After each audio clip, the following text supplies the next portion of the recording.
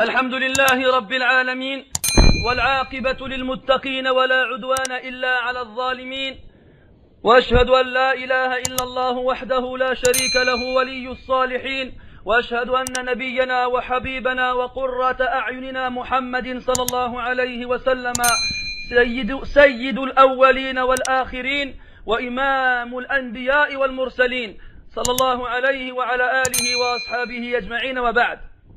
Mes frères, du calendrier grégorien, donc le 14 février, les gens de ce pays et d'autres pays qui ne sont pas des musulmans vont fêter une fête qu'ils appellent la Saint-Valentin, la fête de l'amour.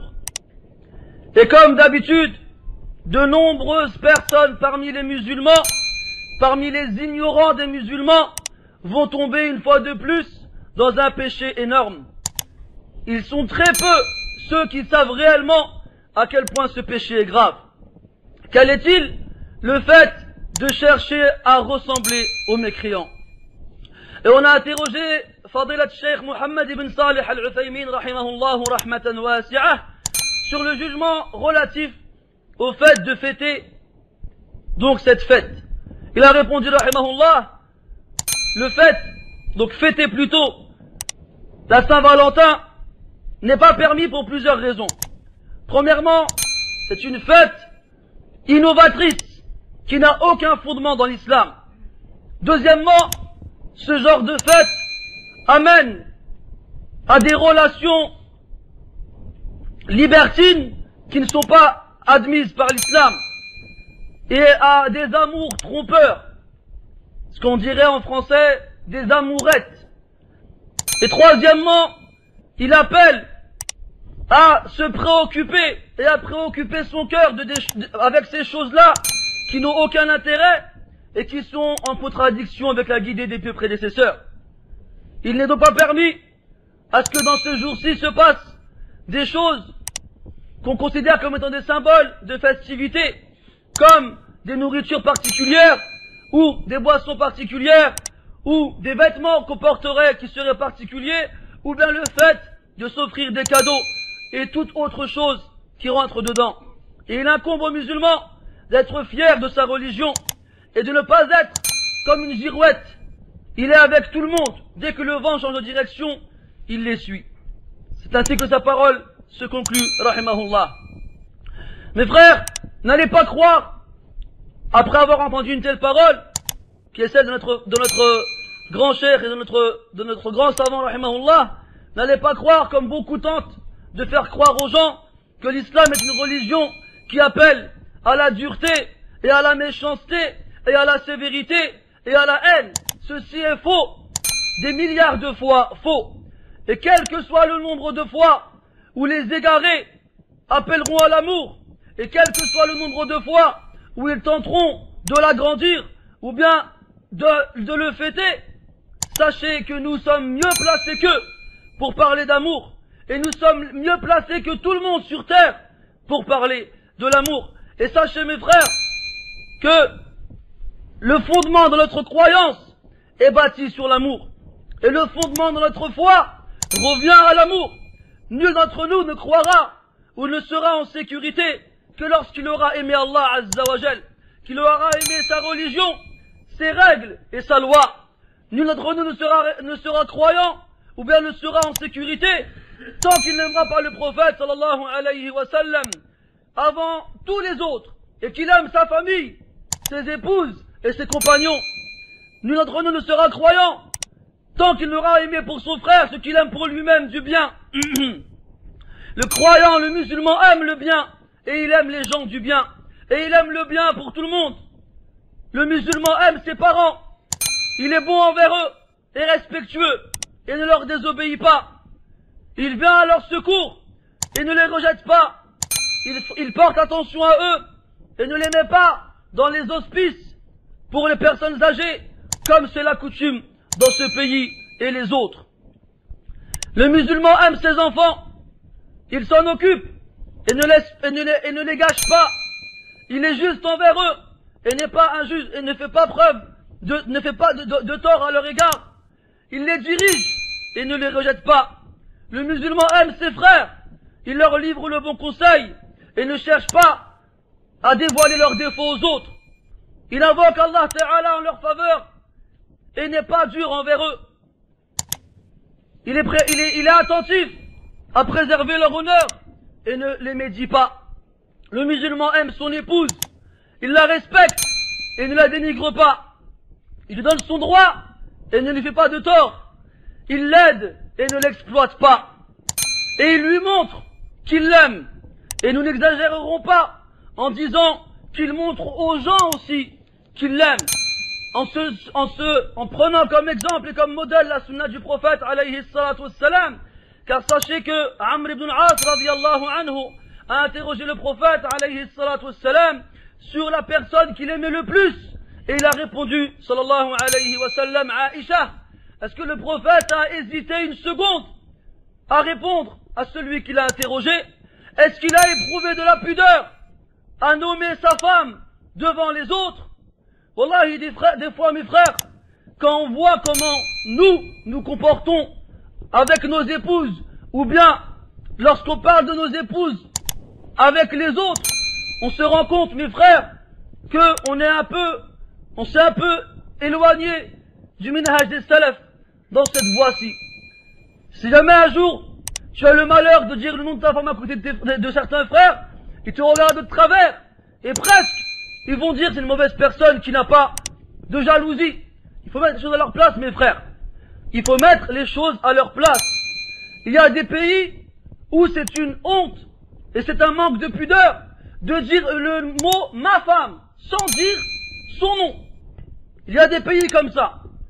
Et là, si toute la population est d'accord sur ce principe, on ne peut pas leur reprocher cette façon de faire. Ça s'appelle al-urf. Al-urf, les us et les coutumes sont une base législative religieuse qui est acceptée en islam, tant qu'elle n'est pas contradictoire aux principes élémentaires de l'islam. Donc si des gens dans un pays, ils ne disent même pas ma femme, et que c'est un ib, c'est un défaut dans cette société, alors tout le monde doit suivre ce principe. Amma qu'on essaye d'exporter ce genre de coutume, ce genre de culture dans des pays où ce n'est pas la coutume fréquente et commune, ceci n'est pas une chose à faire. Ceci n'est pas une chose à faire. Et quand on regarde dans la sunna, on voit que c'était différent. Que les sahaba radiyallahu anhum nommaient leurs femmes devant les autres hommes, et même plus que ça, ils nommaient les femmes des autres sahaba devant eux. Alors vous allez me dire, vous avez plus de jalousie qu'eux? Là, c'est impossible. Vous allez me dire aussi que la fitna, elle n'était pas présente. Je vais vous dire, c'est vrai. La fitna n'était pas présente. Mais ne croyez pas pour autant qu'elle était absente complètement. Car il y a déjà eu des cas de fornication du vivant du prophète, alayhi salatu wassalam. Donc il faut mettre les choses à leur place. Et ne pas exagérer. Halakal mutanatti'un, kama qala an-nabi sallallahu alayhi wa sallam. Les exagérateurs, ceux qui exagèrent, sont voués à la perte. Sont voués à la perte. Alors qu'on n'aille pas interdire et restreindre des choses dans l'islam qui ne le sont pas. Qui ne le sont pas. Donc le prophète, alayhi salatu wassalam, qui est connu pour être le plus pudique des hommes, n'a pas éprouvé de pudeur à nommer son épouse devant les compagnons, radiyallahu anhum. Et si tu penses dans ta tête tout de suite en m'écoutant, oui mais les femmes du prophète elles étaient connues, les gens ils allaient les voir pour poser des questions, je peux te rendre d'autres hadiths qui concernent le même cas avec des femmes autres que les épouses du prophète, alayhi salatu wassalam. Quoi qu'il en soit, sachez mes frères, que lorsqu'une femme sait que son mari l'aime, son cœur s'attendrit à son mari, et la vie devient douce avec lui. Wallahi les frères, ça n'arrête pas. J'aimerais bien vous laisser mon téléphone une semaine. Et ça, je parle à mon échelle. J'imagine même pas les grands, comment ça doit se passer avec eux. Ça n'arrête pas. Des frères qui se plaignent de leurs femmes et des femmes qui se plaignent de leur mari, wallahu al-musta'an. Et même des frères qui m'appellent pour me demander de faire des khutbah pour titiller les sœurs. Et chaque fois que je fais une khutbah pour titiller les sœurs, la semaine d'après les sœurs m'appellent pour me demander de faire une khutbah pour titiller les frères. Et après à la fin on joue au ping-pong. La main barihada. C'est bien beau que tu trouves des défauts à ton épouse, mais je suis sûr que si je lui demande, et t'en trouveras toi aussi. Après, c'est vrai, malheureusement, et on y reviendra après, que l'image de l'amour que nous avons est erronée et fausse à cause de notre vécu dans cette société. L'islam, mes frères, n'a jamais dit que la femme n'avait aucune valeur, comme ceux qui appellent à l'enfer, parmi les journalistes et autres, tentent de faire croire aux gens que la femme en islam n'a aucun poids, n'a aucune valeur et ne doit pas être reconnue, ne doit pas être chérie ou aimée. C'est comme j'ai vu hier un article d'un khabith, un Polonais qui est un artiste soi-disant, qui a fait une exposition dans un musée, bien sûr en France, il les accepte à bras ouverts ces gens-là, où, soi-disant, il a pris en photo des femmes. Et il a mis dans la même photo, dans un même cadre à grandeur nature de je sais pas combien de mètres sur je sais pas combien de mètres, une femme nue, akramakumullah, à côté d'une femme complètement voilée, avec le sitar, avec le niqab, avec les burqa, comme vous voulez l'appeler. Et lorsqu'ils lui ont demandé, il a dit, ouais, moi je trouve que l'islam, il efface les femmes. Alors j'ai voulu montrer le contraste entre notre façon de voir la femme et leur façon de voir la femme. Subhanallah, lui, ses passions lui ont effacé la raison. Et s'il y a bien quelqu'un qui a effacé la femme, c'est eux, ceux qui l'ont relégué et relayé à un rang de steak dans une vitrine de boucherie. Wallahi, quand tu vois en plus dernièrement, ils nous ont encore mis une campagne de publicité avec des femmes en sous-vêtements, où tu vois, tu en trouves, Wallahu al-musta'an. Et après, ils nous disent à nous, on a effacé la femme. J'ai même vu, dans un débat télévisé, mais malheureusement, ces débats-là, ils passent toujours à 1h du matin. Ils passent pas à 20h devant tout le monde. Où il y a un chanteur de variété, eh ben, il a pris la défense du sitar.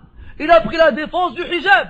Et à côté de lui, il y avait un musulman qui rigolait, comme s'il sortait une blague. Et lui, quand on lui demande, il dit non, je suis contre ces choses-là. Et après, le pire, je sais pas si on peut dire le pire ou bien le meilleur, on sait même plus comment exprimer ces choses-là. T'as une femme qui n'est pas musulmane, avec une chevelure à la Marilyn Monroe, et une façon de s'habiller, dont je me passerai de détails, de commentaires, qui dit, moi je trouve que la façon indigne de représenter la femme, c'est de la montrer pour chaque occasion nue. Et c'est une kafra qui parle, c'est même pas une musulmane. Quand il te ramène l'autre là de son mouvement, ni je sais quoi, ni soumise, qui elle te parle du hijab, on dirait c'est la pire abomination du monde, et après elle va te dire moi je suis musulmane, c'est quoi être musulmane toi? Et t'as des kafras qui viennent et te disent non, elle est digne la femme qui cherche à préserver sa chasteté et à se préserver des autres. Celle qui est indigne, c'est celle qui vend son corps à vil prix. C'est celle qui vend son corps à vil prix. Ils te la mettent dans des positions, je te jure, on dirait une tranche de steak. Crue, même pas cuite. Ils essayent de nous faire croire. Ils essayent de nous faire croire, ces gens-là, que la femme chez nous n'a pas de valeur. Mais wallahi, chez nous, la femme, c'est comme une perle. Et va leur demander quand ils vont pêcher les huîtres, est-ce qu'ils les trouvent ouvertes, les perles? Ou bien est-ce qu'il les trouve ouvertes, ces huîtres-là, pour prendre les perles? Ou bien s'ils doivent prendre des couteaux spéciaux pour pouvoir casser l'huître, pour pouvoir récupérer la perle à l'intérieur. Ce qui est précieux, on le cache. Et c'est marouf. Dans n'importe quelle société humaine, du début de la création jusqu'à aujourd'hui, jusqu'à après, les gens, quand ils ont quelque chose de précieux, ils le cachent. Même dans la nature, c'est comme ça. Et si ce n'était pas le cas, pourquoi ils font des banques avec des coffres forts qui ont des mètres d'épaisseur avec des codes, et j'en passe, et d'autres? Les musulmans, mes frères, ne sont pas des gens durs, ne sont pas des gens sévères, ne sont pas des gens qui n'ont aucune miséricorde, ni aucun amour. Et sachez que le prophète sallallahu alayhi wa sallam a critiqué et a blâmé les gens qui ne manifestent pas de la miséricorde à l'égard de leurs proches. Comme il a été rapporté dans le Bukhari d'après Abu Huraira radiyallahu anhu, le prophète sallallahu alayhi wa sallam a embrassé son petit-fils Al-Hassan devant des gens. Et parmi eux, il y avait un homme qui se nomme Al-Aqra' ibn Habis. Il a dit au prophète sallallahu alayhi wa sallam, Ya Rasulallah, j'ai 10 enfants, j'en ai jamais embrassé un seul. Alors le prophète, il lui a dit alayhi salatu wassalam, celui qui ne fait pas miséricorde, on ne lui fera pas miséricorde. Mes frères, sachez que nos deux prédécesseurs ont montré des exemples merveilleux dans le fait de manifester à leurs épouses qu'ils les aimaient. et ceci de différentes façons. Et sachez que j'avais réuni un bon paquet de athar, mais nadaran et il y avait certaines choses, je voyais pas mon nasib à dire sur le minbar. Ceux qui veulent des précisions viennent voir après la khutbah. À la kulli hal, il y en a quelques-unes que je vais vous citer. Par exemple, Ali ibn Abi Talib radiyallahu anhu, un jour il rentre chez lui et il trouve Fatima, la fille du prophète sallallahu alayhi wa sallam, qui est son épouse, en train de se frotter les dents avec un bâton de siwak, un bâton de harak. L'arabe on l'appelle l'arak. Alors il l'a regardé, il lui a souri et il lui a improvisé des vers poétiques. Il a dit laqad fusta ya'ud al-araki bi thagriha. Il s'adressait à son bâton de siwak. Il lui a dit, oh bâton de siwak, tu as gagné en atteignant ses lèvres. Ama khifta ya'ud al-araki araka. N'as-tu pas eu peur au bâton de siwak? Est-ce que je te vois? Law kunta min ahli al-qital qataltuka. Si tu faisais partie des gens qu'on peut combattre, je t'aurais combattu. Ma fata minni siwaka siwaka. Personne en dehors de toi ne m'a échappé. Alors forcément, tu dis ça à ton épouse, comment est-ce qu'elle va réagir? Est-ce qu'elle va te regarder? Comment est-ce qu'elle va t'écouter? C'est sûr que son cœur il va fondre même s'il est plus dur que de l'acier. Ensuite, Ibn al-Qayyim rahimahullah, dans un livre qui est encore un de ses livres magnifiques, d'ailleurs tous ces livres sont magnifiques rahmatullahi alayh, qui se nomme Al-Da' wa Ad-Dawa, le mal et son remède, qui a aussi un autre nom qui est Al-Jawab al-Kafi, liman sa'ala 'an ad-dawa' ash-shafi, la réplique suffisante à celui qui demande le remède soignant ou guérissant. Il nous rapporte que Abdullah ibn Umar, le fils de Omar ibn al-Khattab radiyallahu anha, a acheté une servante romaine qu'il aimait extrêmement, qu'il aimait beaucoup. Et un jour, elle avait une mule sur laquelle elle montait et elle est tombée de cette mule-là. Alors Omar radiyallahu anhu, du moins Abdullah ibn Umar, il a foncé vers elle, il l'a prise dans ses bras, il lui a essuyé le sable qu'il y avait sur son visage, il la rassurait et il l'a embrassée. Et elle, elle lui disait, Ya Batroun anta qaloun. Batroun, عند الفارس ou عند الفارسيين, chez les Perses, ça veut dire Maoulaï, oh mon maître, tu es bien. Donc comme lui montrait qu'il l'aimait, eh ben elle lui répétait souvent Ya Batroun anta qaloun, Ya Maoulaï anta jayyid. Oh mon maître, tu es bien, tu es bon. Et malheureusement, la plupart des ignorants, qu'ils soient musulmans, qui peuvent être de confession musulmane, ou bien chez les autres, pensent que l'islam force la femme au mariage. Et ils pensent que si elle se marie, elle n'a pas le droit de s'échapper, entre guillemets, comprenez mes mots s'il vous plaît, ou bien de mettre un terme à ce mariage si elle n'aime pas son mari, si elle ne peut pas vivre avec lui. Et ceci est faux, bien entendu. Ce n'est pas parce que des gens le font à cause de leur ignorance et de leur mauvaise compréhension des textes qu'il faut croire que c'est comme ça dans l'islam. Dans le Bukhari et d'autres textes, d'autres références comme les Sunan d'Ibn Majah et de Nasa'i et de Darami, et chez l'imam Ahmad rahimahullah, d'après Ibn Abbas et Aïcha radiyallahu anha, ils nous racontent une histoire, anhuma. Ils nous disent que Aïcha radiyallahu anha, elle avait une esclave qui se nommait Barira. Cette esclave était très belle et Aïcha l'aimait beaucoup. Et un jour, le prophète sallallahu alayhi wa sallam, cet esclave-là avait un époux qui se nommait Mourith. Il se nommait Mourith. Et Aïcha, radiyallahu anha, un jour, a donc décidé de libérer cet esclave, cette femme. Et le prophète sallallahu alayhi wa sallam, il lui a dit, pars, toi et ta moitié, entre guillemets, ton mari, avait été libérés. Alors tu as le choix. Soit tu restes avec lui, soit tu le quittes. Tu as le choix, soit tu restes avec lui, soit tu le quittes. Et ça, min bab al-fa'ida al-fiqhiyya, lorsque deux esclaves sont mariés et qu'ils sont libérés en même temps, la femme a le choix de rester avec cet esclave, avec son mari, ou bien de le quitter. Alors, Barira a refusé de rester avec son mari. Et elle est donc partie. Et Ibn Abbas, il rapporte que Mourith, il aimait énormément cette femme, qui était la sienne. Et il dit que je le vois encore lui courir après dans les chemins de Médine, et tellement il pleurait, il avait la barbe trempée, et il l'a supplié, il l'implorait de le reprendre. Mais elle ne voulait pas. Alors, Al-Abbas, donc du prophète, sallallahu alayhi wa sallam, a demandé au prophète de faire quelque chose pour Mourith, d'intercéder en sa faveur. Alors le prophète alayhi salatu wassalam a appelé cette femme Barira et il lui a dit reprends-le, c'est le père de ton enfant. Ils avaient un enfant ensemble. Alors cette femme a dit est-ce que c'est un ordre? C'est un ordre, j'obéis. Regarde subhanallah al-istislam wal-iz'an lil-ahkam wal-awamir. Regarde la soumission aux ordres des compagnons radiyallahu anhum, quels qu'ils soient hommes ou femmes, esclaves ou libres, enfants ou adultes. Elle a dit est-ce que c'est un ordre? C'est-à-dire si c'est un ordre, j'accomplis bismillah. Il a dit non, je ne fais qu'intercéder. Elle a dit dans ces cas-là, je n'en ai pas besoin. Et même s'il avait telle chose et telle chose, je ne retournerai pas avec lui. Elle est partie. Et Maurice, encore, il lui court après derrière en pleurant. Même Hatta dans une version du hadith, Ibn Abbas dit, ta'asuru aynah. Ses yeux, ils étaient comme si c'était un vêtement mouillé qu'on essorait. Tellement il pleurait. Et bien même, une version du hadith, le prophète dit à l'Abbas, il dit, ta'jabu min hubbi Maurice li Barira, wa min bourdi Barira li Maurice. Il dit, est-ce que tu t'étonnes de l'amour que Maurice a envers Barira et de la haine que Barira a envers Maurice? Donc si ce qu'ils disent était réel, et qu'on impose à nos femmes de se marier, et qu'on leur impose de rester avec leur mari, bah pourquoi le prophète il a agi comme ça, alayhi salatu wassalam? Et pourquoi 1431 ans après on est encore là, apparaît cette histoire?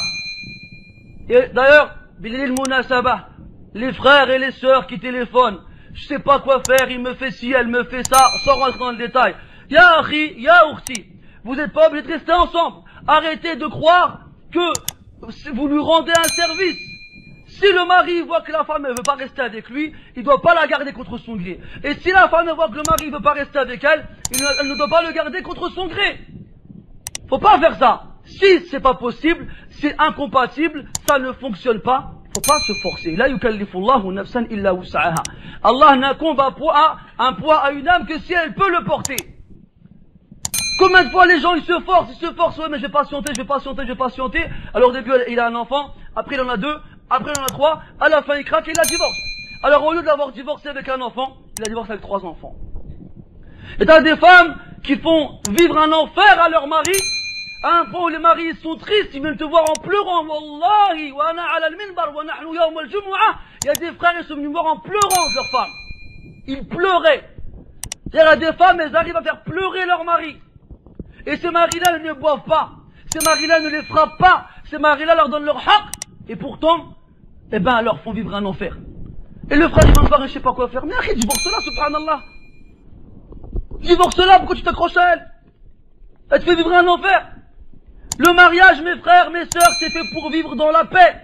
C'est fait pour vivre dans la sérénité. C'est fait pour qu'on vive heureux. Pas pour qu'on vive malheureux, pour qu'on vive dans le désarroi, pour qu'on vive dans la tristesse. Mais ne faites pas aussi l'inverse avec de l'abus. Parce qu'on les connaît aussi, les frères qui tirent sur tout ce qui bouge au divorce. La moindre erreur, pas fait divorcer. Ou bien ces frères-là, on a l'impression qu'ils s'amusent. Ils veulent la diversité. Alors ils se marient avec une femme, il lui prend sa virginité, et 3 mois plus tard, il en a marre, il s'est lassé, allez, t'es divorcé, dégage. Ça aussi, il y a. Pour qu'on ne dise pas que c'est que d'un côté ou bien que de l'autre. Il y a des torts, il y a des manques dans les deux côtés, dans les deux rangs. Et mes frères, excusez-moi de préciser que ça touche surtout les jeunes. Et surtout les jeunes qui sont consciencieux et soucieux de suivre la sunna. Mes frères, mes sœurs, vous ne suivez pas la sunna. Vous la suivez dans le reste, ça. Qu'Allah il vous a fait et vous préserve dans ce chemin. Mais dans les relations conjugales, vous êtes loin. On est loin. On n'a rien compris. On n'a rien compris, autant chez les hommes que chez les femmes. Excusez-moi d'insister, plus chez les femmes. Plus chez les femmes. Wallahi, tout ce qui se passe autour des femmes musulmanes, en France ou ailleurs, c'est pas anodin. C'est pas anodin. Al-jaza min jinsil amal. Sachez que la rétribution divine, que ce soit une récompense ou une punition, sera conforme à la nature de l'action. Si c'est une action mauvaise, eh ben la punition sera de la même nature que l'action. C'est comme si, wallahu a'lam, ce n'est qu'une déduction de ma part, ne prêtez pas attention. C'est comme si, wallahu a'lam, chez certaines femmes, leur comportement est tellement contradictoire aux vêtements qu'elles portent, qu'Allah il a voulu les punir en leur faisant des gens qui vont faire des lois contre ces vêtements pour qu'elles l'enlèvent. Wallahu a'lam. Wallahu a'lam, wallahu a'lam. Comme il disait dans le hadith, shayatin fi jusmani ins. Des démons dans des corps humains. Des démons dans des corps humains. Wallahu musta'an. Bref, toutes ces histoires, mes frères, toutes ces histoires nous font comprendre comment les salafs, les prédécesseurs ont aimé leurs épouses et comment ils leur montraient. Comme il disait Ibn al-Qayyim, rahimahullah. C'est pas comme nous. Il dit, nous, les gens, aujourd'hui, ils aiment, mais on sait pas pourquoi. Tu vas trouver une femme qui va se marier avec un vieillard, elle a 20 ans, elle va se marier avec un vieux qui a l'âge de son grand-père, il a 75 ans. Pourquoi? Tu vas me dire, elle l'aime? Elle l'aime? Là, elle aime son argent, eh bien, elle te dit qu'il est vieux, il va bientôt mourir, donc je serai la première héritière, ou autre. C'est pas de l'amour. Ou bien les autres qui voient une femme comme une proie, comme un prédateur, il voit sa proie. Il ne voit que la chair. Il ne voit que la chair. Et lorsqu'il a mangé à sa faim, et qu'il a plus envie de manger ce plat-là, il le jette. Des animaux. Et je reviens justement à la perception de l'amour qu'on a ici. Wallah, elle est erronée, et Wallah, elle est pervertie, et nous on croit qu'on aime, mais on fait n'importe quoi. Ibn al-Mubarak, rahimahullah, il disait, تعصي الإله وأنت تزعم حبه هذا محال في القياس بديع لو كان لو كان حبك صادقا لأطعته إن المحب لمن يحب مطيع من علامات الحب الصادق أن يكون المحب مطيعا لمحبوبه. Dans les signes sincères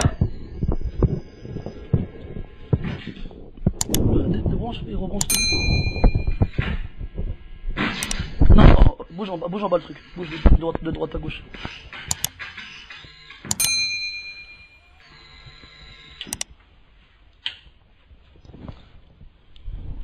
Dans les...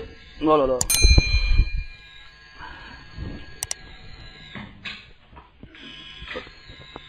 Tourne.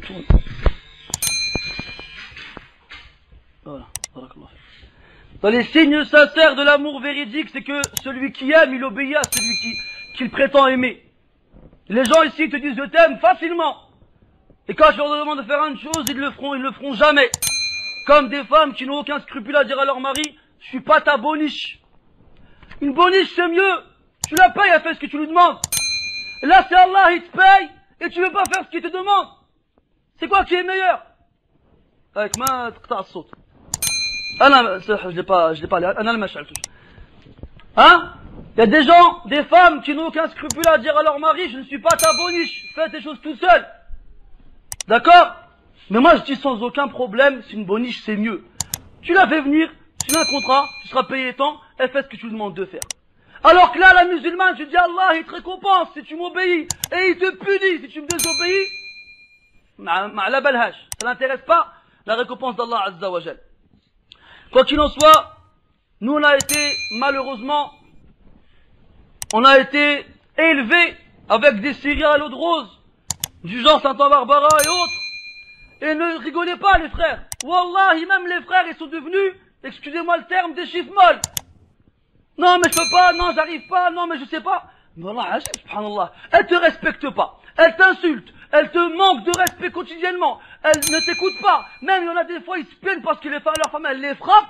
Elle les frappe. À la télé, disent les musulmans frappent leurs femmes. Ben venez prendre mon téléphone quand les frères m'appellent et que pendant qu'ils m'appellent, leur femme, elle leur jette des cuillères dans la tête. Venez, vous allez voir. Venez voir ce frère que je connais qui a été à l'hôpital parce que sa femme, elle l'a planté avec un couteau. Venez. Vous allez voir c'est qui les fous. Et il y a des frères, ben non mais Akhi, non Inch'Allah, non mais faut patienter. Mais qu'est-ce que tu passes jusqu'à où? Jusqu'à ce qu'elle t'égorge? Ça y est, il y a des choses, il y a des limites, mes frères, faut pas les laisser passer. Il y a des limites, faut pas les laisser passer. Si vous les laissez passer, c'est fini. Toute votre vie, vous allez vivre comme ça, dans l'humiliation, dans le manque de respect de la part de la personne qui, si on aurait dû ordonner à quelqu'un de se procéder devant l'autre, eh ben ça aurait été elle. Toi t'acceptes tout. À la fin tu viens pleurer, Harry, qu'est-ce que je dois faire? Tu veux que je fasse quoi? Je te prenne par la main, je te ramène chez ta femme, tu vas vas-y divorce-toi maintenant. Tu lui fais une exhortation, ça lui passe par l'oreille, ça sort de l'autre. Tu t'éloignes d'elle, ça l'arrange. Tu veux la frapper, elle t'a frappé avant toi. Qu'est-ce qu'il te reste? Qu'est-ce qu'il te reste? Tu t'accroches à une branche morte, tu t'accroches à une branche morte. Tu t'accroches à une branche morte. Et dès qu'il y a un coup de vent, eh ben la branche elle se casse. Comprends-le comme tu le veux. Donc, ces gens, ces menteurs, ceux qui inventent sur l'islam des mensonges et sur les musulmans, eux ils croient que la Saint-Valentin c'est pour montrer l'amour aux autres. Alors il vient avec un papillon rouge, une boîte de chocolat et des fleurs, il dit je t'aime. Alors que toute l'année, il passe son temps à faire zina avec ses yeux, avec ses mains ou avec son organe génital. Ils acceptent l'adultère et ils n'acceptent pas la polygamie. Mais c'est quoi cette aql? C'est quoi cette raison? Et ils osent appeler leur pays des pays développés. Et les pays des pays sous-développés. Il n'y a que maintenant ils ont changé le terme. Revenez ceux qui ont été à l'école dans les années 80-90, quand on était en histoire géo, ils nous apprenaient ça comme ça. Les pays développés et les pays sous-développés. Et les pays sous-développés c'est où? Ben c'est l'Afrique et c'est l'Asie. Et les pays développés c'est où? Eh ben c'est l'Europe et c'est l'Amérique. Ils te le disaient, on était sous-développés pour eux. Alors eux, leur développement, soi-disant, c'est accepter le libertinage. L'échangisme. Alors ils se mettent d'accord, bon écoute, on est mariés, d'accord, mais tu fais ce que tu veux, je fais ce que je veux, y a pas de problème. Alors ils font ce qu'ils veulent toute l'année, et le jour de la Saint-Valentin, en fait, tu te souviens, je suis ton mari, tiens, je t'ai ramené des chocolats. Après, ils veulent nous donner à nous des leçons sur l'amour. Là, ils ne donneront jamais des leçons sur l'amour. Nous, alhamdulillah, on montre à nos femmes, on montre à nos mères, on montre à nos filles, on montre à nos pères, on montre à nos frères, on montre à tout le monde qu'on les aime réellement. Pas par sentiment, mais parce qu'en faisant ça, on se rapproche d'Allah tabaraka wa ta'ala. Et je conclus ce prêche par le verset où Allah ta'ala il dit وَمِنْ آيَاتِهِ أَنْ خَلَقَ لَكُمْ مِنْ أَنفُسِكُمْ أَزْوَاجًا. Et parmi ces signes, il y a le fait qu'il ait créé de vous vos épouses pour vous. Alors, pourquoi? لِتَسْكُنُوا إِلَيْهَا. Rappelez-vous bien ce verset, mes frères. لِتَسْكُنُوا إِلَيْهَا. Pour que vous soyez calme auprès d'elle. Pour que vous trouviez votre quiétude et votre calme et votre sérénité auprès d'elle. C'est ça le hadaf. C'est ça le but. Pas le contraire. T'es chez toi, t'es dehors, t'es mourtah. Tu rentres chez toi, t'es marmoum. Tu sors de chez toi, t'es bien. Et quand tu rentres chez toi, t'as mal à la tête. C'est pas normal ça. Ça devrait être le contraire. Et à la fin, Allah dit quoi? وَجَعَلَ بَيْنَكُمْ مَوَدَّةً وَرَحْمَةً. Et il a mis entre vous de l'affection, de l'amour et de la miséricorde. إِنَّ فِي ذَلِكَ لَآيَاتٍ لِمَنْ لِقَوْمٍ يَتَفَكَّرُونَ. Il y a certes en cela des signes pour les gens qui réfléchissent. Si tu réfléchis, t'as compris. نسأل الله تبارك وتعالى أن يؤلف بين قلوبنا وأن يملأها إيمانا وتصديقا وحبا صادقا يا أرحم الراحمين. اللهم إنا نسألك حبك وحب من يحبك وحب كل عمل يقربنا إلى حبك يا أرحم الراحمين. اللهم اغفر لنا ذنوبنا كلها دقها وجلها عمدنا وخطأنا وما نسينا منها وما لم ننسها يا رب العالمين. اللهم أصلح ولاة أمور المسلمين ووفقهم لتحكيم شرعك واتباع سنة نبيك صلى الله عليه وسلم واجعلهم رحمة على شعوبهم يا حي يا قيوم. اللهم أصلح الرجال وأصلح النساء. اللهم أصلح الأزواج وأصلح الزوجات.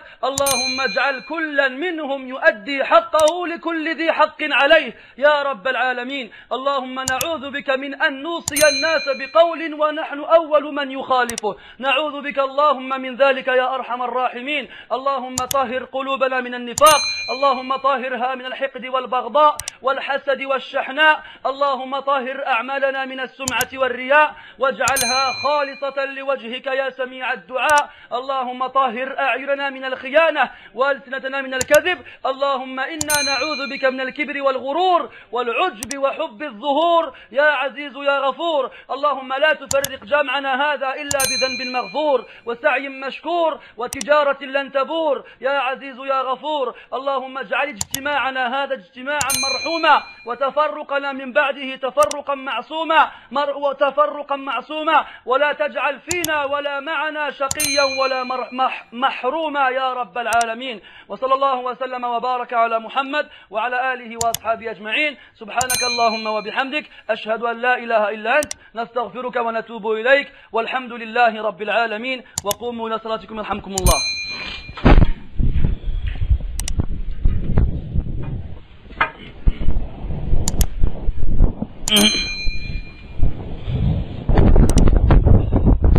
الله أكبر الله أكبر.